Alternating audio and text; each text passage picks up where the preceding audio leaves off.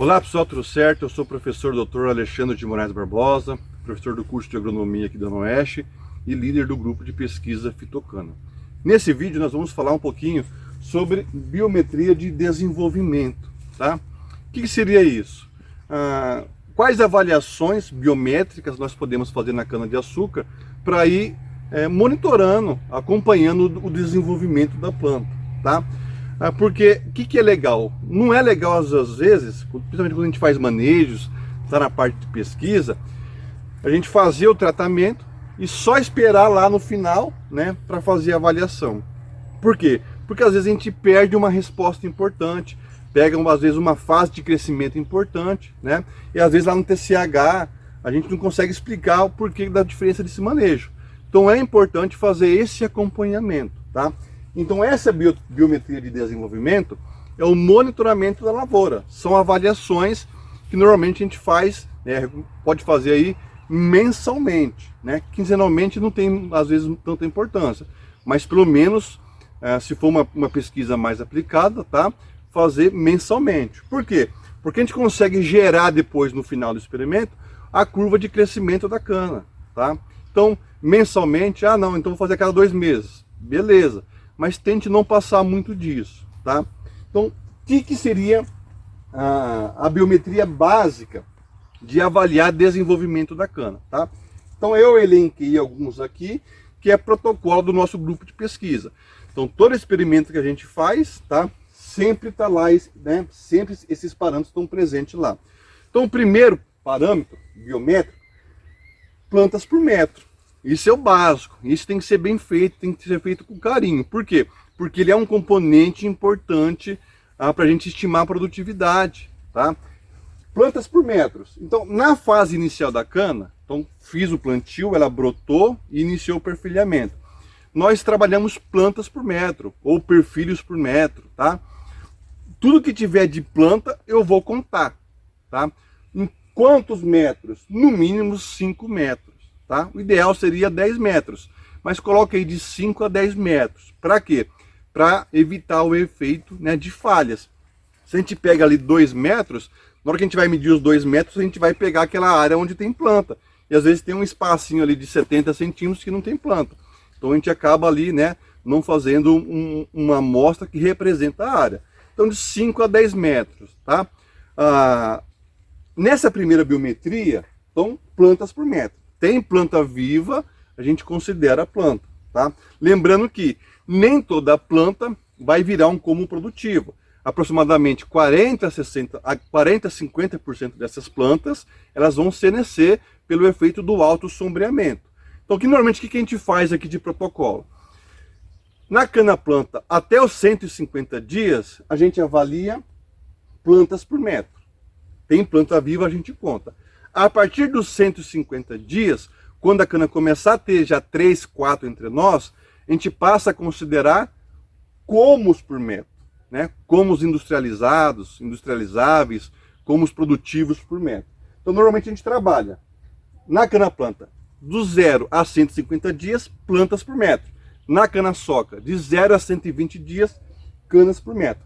A cana começou a apresentar 3, 4 entre nós, eu vou mudar um pouquinho a forma que eu faço a avaliação.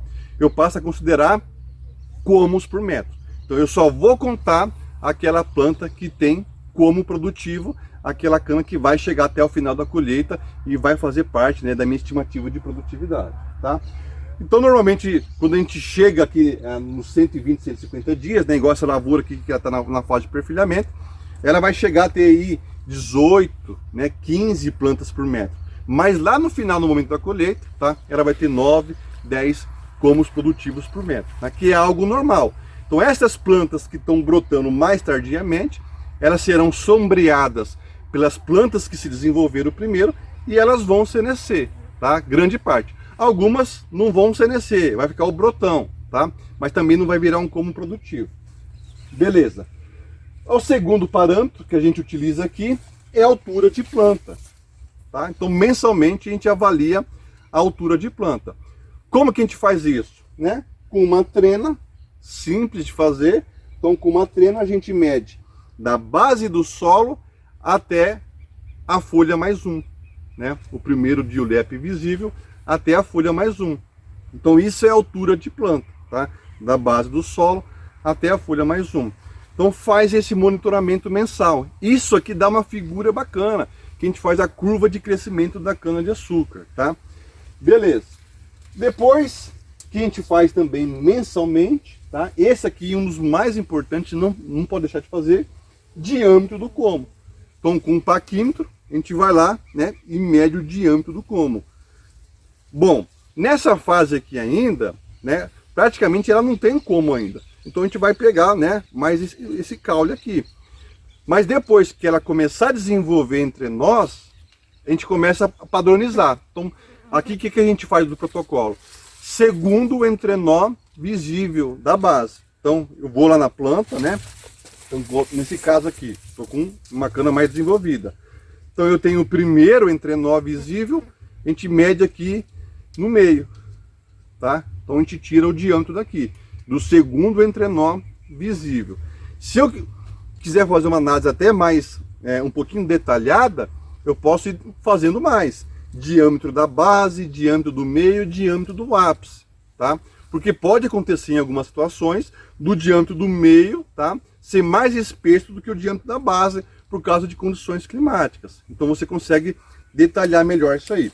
E o diâmetro de como, ele tem que estar presente nesses parâmetros, né, avaliados no desenvolvimento, porque é ele que influencia peso de como.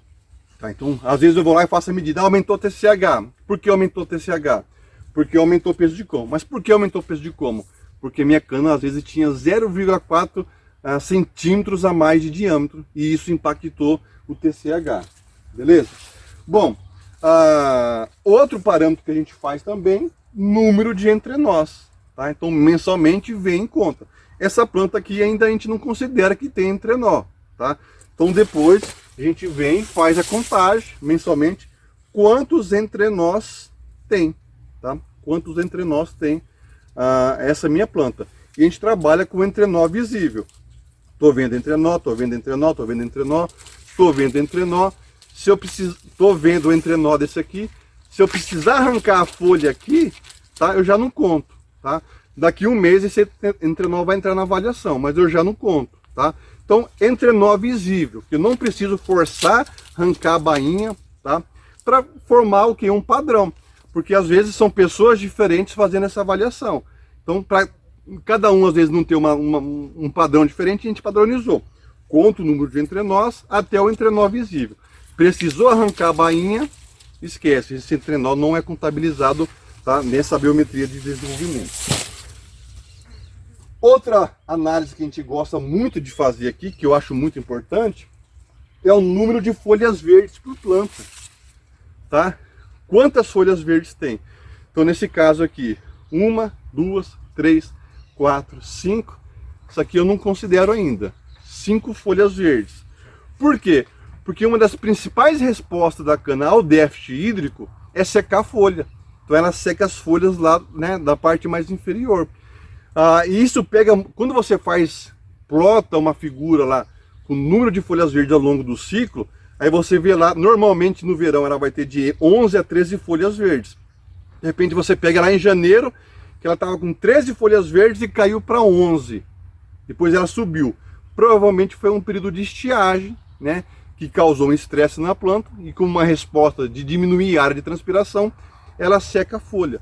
Então o número de folhas verdes, ele dá esse indicativo para a gente, né, como que estava a planta. E é muito comum em período de estiagem você pegar, às vezes, essa queda, né, cai o número de folhas verdes e quando volta a chover, ela volta a aumentar o número de folhas verdes, tá? E se quiser detalhar ainda mais, fazer uma análise um pouquinho mais detalhada, que é legal, principalmente quando envolver variedades, é largura e comprimento da folha mais 1. Então a gente vem aqui, pega a folha mais 1, né, no meio da folha, a gente faz a largura da folha, tá? Nesse caso aqui 3,4 centímetros, e com uma trena, né, mede o comprimento da folha mais 1. A gente consegue pegar a diferença de manejo, tá? Porque se a planta ela tiver num estado nutricional adequado, um estado hídrico adequado, a tendência é que ela tenha mais folhas, com uma largura maior, né, e com comprimento maior. Se ela começa a passar por algum tipo de estresse, As novas folhas tendem a ter uma largura menor, um comprimento menor e ela seca as folhas do terço inferior, tá? Então esse aqui é um protocolinho que a gente faz aqui no grupo de pesquisa, que a gente faz, o correto é fazer mensalmente, tá? Para a gente acompanhar aí essa curva de crescimento da cana-de-açúcar e enxergar ali às vezes diferenças de manejo. O manejo que promoveu o maior número de entrenós, o manejo que promoveu o maior número de folhas verdes, principalmente preparo de solo, né, fertilidade do solo. Se você dá uma condição da raiz crescer mais, ela vai buscar mais água e isso se reflete no número de folhas verdes, tá? Variedades tem muito essa diferença. Quero, né, estudar diferentes variedades. Vai pegar muita diferença no número de folhas verdes, largura de folha, comprimento de folha, tá? Então esse aqui é o protocolo padrão para análise, né, biometria de desenvolvimento. Então é para acompanhar a cana durante o seu ciclo, tá? Aí no próximo vídeo a gente vai falar um pouco da biometria de produtividade. Vou colher a cana. O que eu vou avaliar na minha lavoura para estimar a produtividade?